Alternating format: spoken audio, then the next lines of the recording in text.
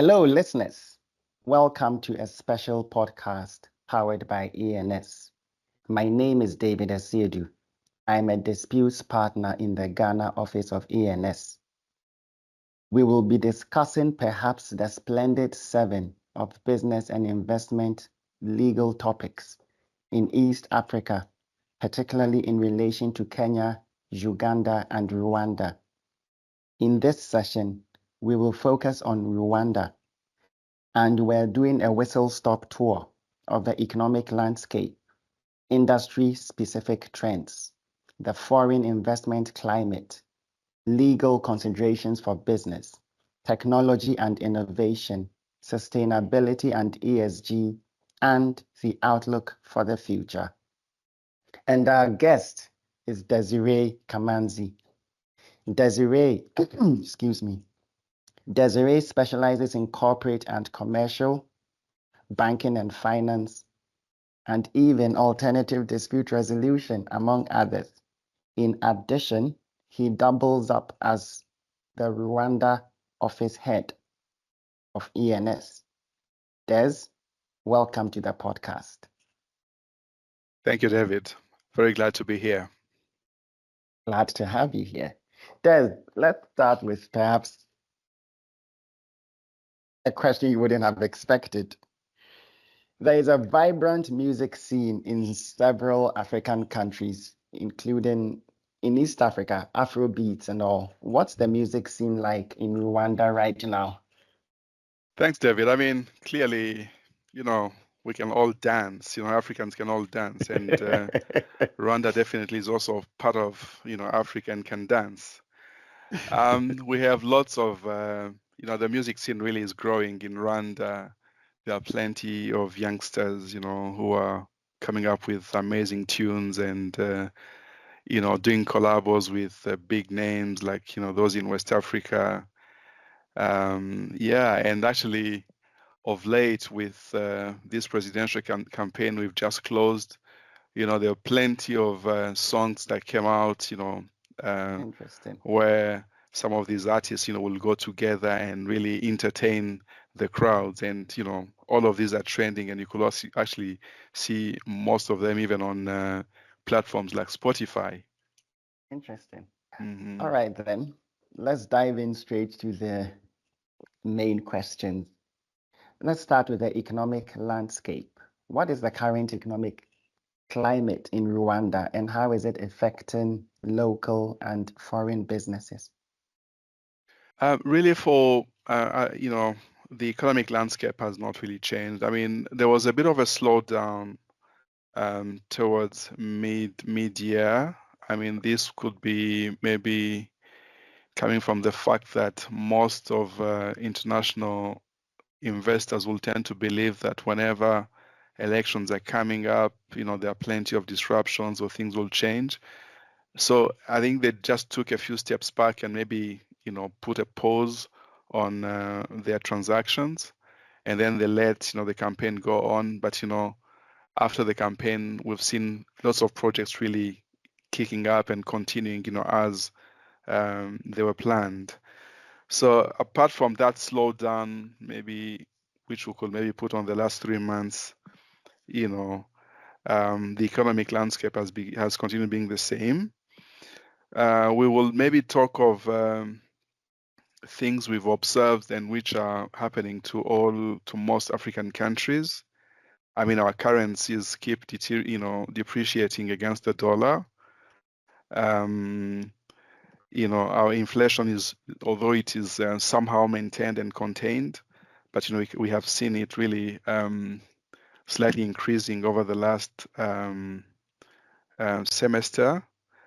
But there are also plenty of policies which the central bank has put in place and which were like increasing the key repo rate up to 7.5%.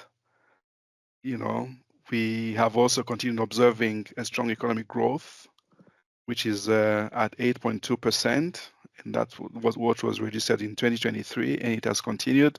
And projections are also very positive, as really no disruptions will happen as a result of the the elections we've gone through and we've just concluded. As you can imagine, I believe that as much as they could be, I mean, the president, the president was running for another term and he secured it, and things will really continue. All the policies will continue. There could be changes maybe in the government, but we believe that the teams that were there will continue being there.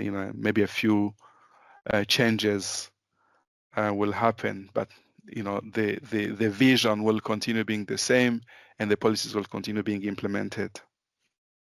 Great. I mean, I must say, economic growth of 8.2% does sound particularly strong. You've talked about currency depreciation, inflation, and all. Are there any other significant economic trends you have observed in the past year that you would like to share? Maybe business trends, if you don't. Yes. Yeah. In terms of the new trends, really, I mean, it's maybe one will talk of the sectors of the economy which are getting, some traction. You see, are getting a huge concentration, on this market. Yeah.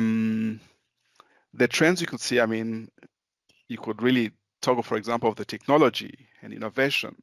Yes. You might have heard that, Rwanda is actually the place where, for example, Zipline started, using drones, doing the blood delivery, delivering, lots of all these. I mean, Rwanda is called the country of 1,000 hills, so we have a hilly terrain, and it's very difficult, for example, to deliver some of these.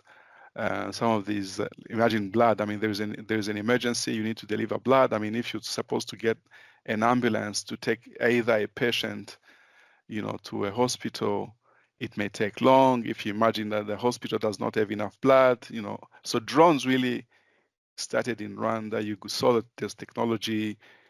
Blood will be delivered in a record time, in all places in Rwanda. So we have like a center, a center where Zipline, for example, will be delivering, all these products all over the country.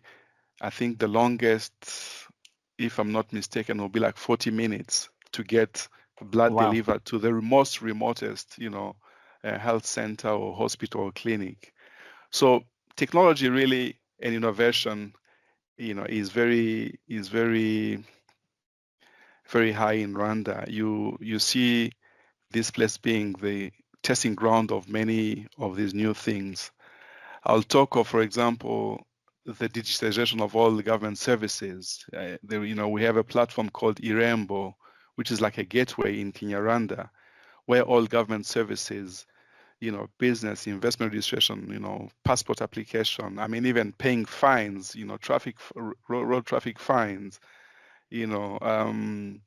securing permits. I mean, be it, securing a guerrilla permit. So you get like everything digitized and you get it in a record time. Just using your phone, you just go on the website, you choose the service you want to secure. The fee will appear clearly.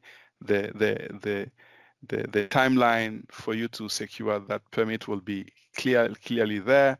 You effect the payment, you get a confirmation that the payment has been received, and boom, like, in the blink of an eye, you'll be told, you'll come to secure, your service, on a, you'll receive a date, an hour, and everything will be done. And if it's not really something that requires you to move, the same service or the same document you were requesting will come to your email, you print it, and voila, you're done. So our services are being digitized, and this is really helping lots of businesses move. There are no red tape. You get everything really in a record time. That's all quite fascinating. You mentioned sector or industry specific trends, but kind of quickly moved on to tech. So if I may just take you back there, are there any specific sectors or industries that are experiencing significant growth in Rwanda, and what may be driving that growth? I mean, I think you've mentioned technology and innovation as one of the factors, but can you tell us any Yeah. other sectors which are experiencing significant growth? Yes. I mean, if I was to look into some of the statistics, of Yes. which were published, of course, we talk of the telecommunications having grown in the first quarter of, the fiscal year 24-25. Yeah. Telecommunication grew by 28%. Mining and Oh, wow. quarry, grew up at 22%. Wholesale and retail trade 21%. Construction Whoa. 16%. Transport 13%. Hospitality 13%, and manufacturing 4%. So there are plenty of factors really that will justify, all this growth. I mean, in the telecommunications, of course, plus the fintech, again, it's really telecommunications being like an enabler. I mean, I'm sure it is happening, even in your places, David, Yes. like the amazing growth, for example, of the mobile money services. I mean, if you look at everything, I mean, salaries, if you look at all services in hospitals, everything really happens, you know um, via your handheld device, and you effect all these payments you need to do. Of course, there is a commission being perceived by the operators, and I guess this is really what is behind this huge growth in the telecommunication sector. So that would be one. If you think of the construction, there is a huge boom also in real estate. I mean, you look at lots of construction happening. There are plenty of apartments, for example, in Kigali, around the Gulf Coast. Like there used to be some almost, I didn't want to use that word, but there will be almost like slums. You get all of being removed and to leave place to all these new developments, and of course, taking in consideration of the lives of all these people being relocated, so they'll be displaced and be built.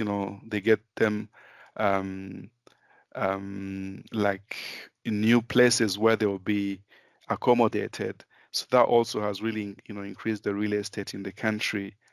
To these important percentages you're seeing here. Great. This is all exciting. So far, we have sort of not labeled, or rather, we've anonymized the talk of development and trends in Rwanda. One gets the suspicion that a lot of it is foreign investment driven. But let me ask the question, what is the current state of foreign investment in Rwanda? All the amazing things you talk about, how much of it is related to foreign investment or stems from foreign investment? Again, going by the statistics, I think the investment authority recorded last year 1.5 billion of investments in the country. Of course, while yes, these are projections and these are commitments made by all these foreign investors, it's not only really what is driving all this growth. I mean, of course, the what is behind even all this trust by the foreign investors will of course be the political stability, the legal and tax reforms you see in the country, really making the country conducive to business success. Rwanda position itself, to really be like a financial hub with the creation of what we call the Kigali International Financial Center. There was a development of something we call the Kigali Innovation City, which is also, attracting lots of investors, into data centers, all these big names relocating to the country and to tap into the opportunities being offered. But what I wanted to say as well is that when, for example, we talk of all this growth in the real estate industry, for example, as much as maybe a promoter could be foreign, but definitely they are tapping into the local resources. Maybe when contracting loans, they'll get loans from local banks, and to develop some of these projects. You'll get also maybe commitments made by those interested in developments being made, and then they use all those resources to develop some of their projects. So it's really a mix of many things, but definitely, we are seeing lots of things happening on this market. That's interesting, Des. Let's turn our attention now to legal considerations. And the question is, what are some of the legal issues that businesses operating or looking to operate in Rwanda must consider at this time? And thank you, David. I mean, you may think of the ease of doing business in Rwanda. On another discussion, I think we're talking of the fact that in Rwanda, you can register and incorporate an entity in a record time of 6 hours. That really is a reality, and it has continued. But not only that, the legislator has also, brought in new types of entities, which investors will consider, again, trying to align with all these new policies and all these new trends. You see, you're trying to make your country, a financial hub. How do you achieve that? It's also trying to create structures which would really be tapping into, be appealing to those wanting to invest into the financial services. You create structures which will allow private equity funds to domicile their structures here. You create tax incentives which will attract them to come to Rwanda instead of other countries. You're creating structures which will be not very difficult to run. So all of those are things that have happened, in the Rwandan legal framework. So partnerships have come. Of course, the issues of data protection, are being developed, and we have, a very thorough legislation, and all of that is really up to the highest standards you see even in the developed world. Besides that, you also,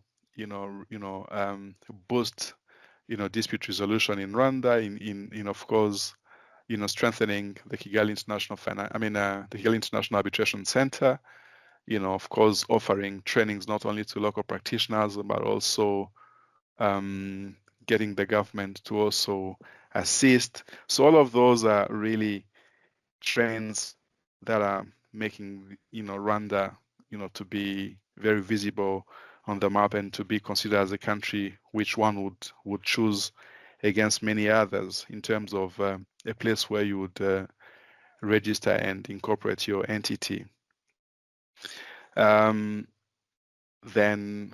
I don't know whether you don't meet me to develop that, but of course, even I was talking of the types of tax and non-tax incentives, being availed to local and foreign investors. You develop, the consumer protection, with the, strengthening of the competition authorities, pension, labor, ease of, hiring, firing, immigration laws, creating, new types of, permits which will allow, all these new types of investors to come and be able to work in Rwanda. So all those things really put together, have all these policies basically have been put in place, but the legal framework has also followed in really walking the talk. Exciting. If I may just move now to sustainability and ESG, which is all the rage everywhere you go. So how are Correct. businesses in Rwanda approaching sustainability and ESG issues right now? David, there is now a general recognition that really our planet is being impacted by our activities. So, you don't really need to be holding a PhD to understand that. You just look at what is happening around you and it affects you. And then there are plenty of campaigns which are going on and which people are, which the public is embracing. But generally in terms of the business community, there is a trend. You see, like, companies really going for electric vehicles, if not electric, hybrid vehicles. You get the tax authority, the country removing taxes on electric and hybrid vehicles, really to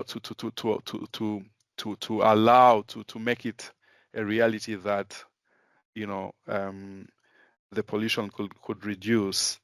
In terms of again, still in that in the policies being put in place, for example, the Banking Act, which was enacted in June of this year, 2024. Banks are being, for example, requested to put in their annual reports not only the capital composition, the risk exposures, the risk management strategies, but also as a must, the ESG activities. So, I mean, banks are, of course, big players on this market. If you now, I mean, that's going to be a trend while, the banking laws and the regulator is now asking them to really show their ESG initiatives.